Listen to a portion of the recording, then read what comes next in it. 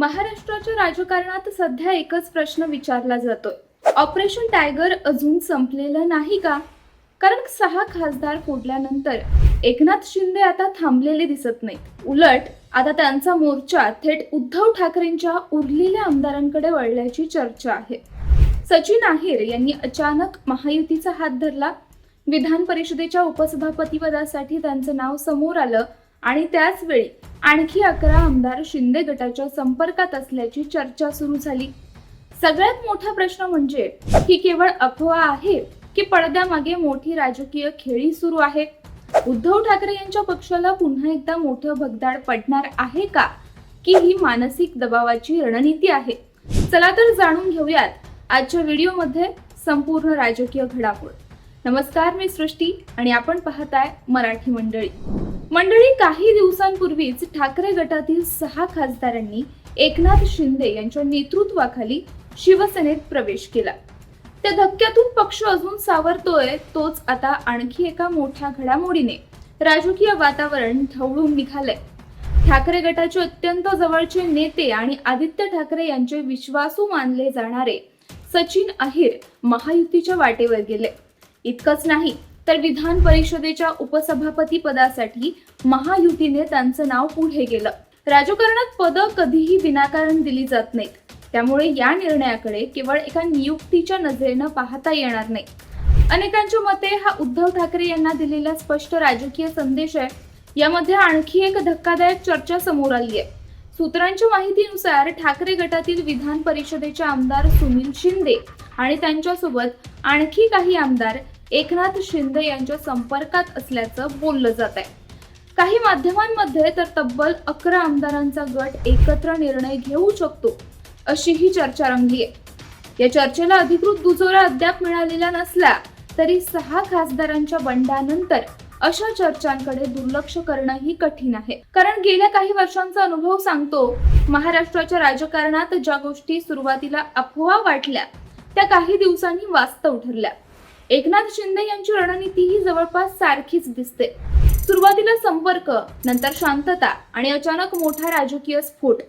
यामुळे ठाकरे गटामध्ये स्वाभाविकपणे अस्वस्थता वाढल्याचं बोललं जात आहे. विशेष म्हणजे सचिन अहिर यांनी पक्ष सोडण्यापूर्वी आदित्य ठाकरे यांना एक मेसेज पाठवला होता. आदित्य ठाकरे यांनी स्वतः सांगितलं की त्या मेसेजमध्ये अहिर यांनी 2029च्या विधानसभा निवडणुकीत वरळीमधून आपल्या विरोधात निवडणूक लढवणार नसल्याचं लिहिलं होतं. मात्र आदित्य ठाकरे यांनीही स्पष्ट शब्दात उत्तर दिलं, कोणीही कुठूनही निवडणूक लढो, वरळी हा शिवसेनेचा बालेकिल्ला आहे. या वक्तव्यातून त्यांनी कार्यकर्त्यांना आत्मविश्वास देण्याचा प्रयत्न केला. मात्र राजकीय विश्लेषकांच्या मते प्रश्न फक्त वरळीचा नाही, प्रश्न आहे ठाकरे गटात निर्माण होत असलेल्या असुरक्षिततेचा. कारण एखादा नेता पक्ष सोडतो तेव्हा तो एक व्यक्ती जात नाही, त्याच्यासोबत त्याचं नेटवर्क, कार्यकर्ते, स्थानिक संघटना काही प्रमाणात हलते. याच पार्श्वभूमीवर राष्ट्रवादी काँग्रेस शरद पवार गटाचे आमदार रोहित पवार यांनीही सचिन अहिर यांच्या निर्णयावर टीका केली. त्यांनी म्हटलं, नेत्यांनी वारंवार पक्ष बदलायला सुरुवात केली तर लोकांचा राजकारणावरचा विश्वासच उडेल. अशा स्वार्थी राजकारणामुळे लोकशाहीचं नुकसान होतं. रोहित पवार यांनी आणखी एक गंभीर आरोप केला. त्यांच्या मते सध्या आमदार आणि खासदार फोडण्याचं राजकारण सुरू असून त्यामागे भविष्यातील निवडणुकांची तयारी आहे. मात्र या सर्व घडामोडींमध्ये सर्वात महत्त्वाचा प्रश्न आहे, जर खरंच 11 आमदारांचा गट तयार होत असेल तर उद्धव ठाकरे काय करणार? कारण सलग होत असलेल्या गळतीमुळे आता केवळ भावनिक भाषणांनी पक्ष टिकवणं कठीण होत चाललंय. पक्षातील नेत्यांना राजकीय भविष्याची हमी हवी आहे. पुढच्या निवडणुकीत तिकीट जिंकण्याची शक्यता आणि सत्तेतील सहभाग या तिन्ही गोष्टी प्रत्येक आमदारासाठी महत्त्वाच्या असतात आणि जिथे या गोष्टींची खात्री मिळते तिकडे राजकीय स्थलांतर होण्याची शक्यता वाढते.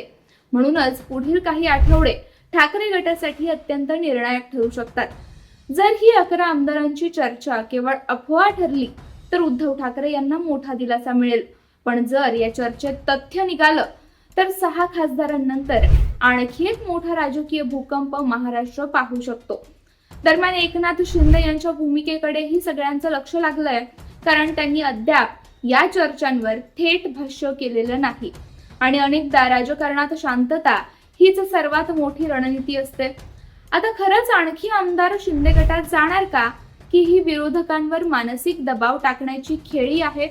याचं उत्तर येणाऱ्या काही दिवसात स्पष्ट होईल. पण एक गोष्ट मात्र निश्चित आहे, महाराष्ट्राच्या राजकारणातील ऑपरेशन टायगर अजून संपलेलं नाही.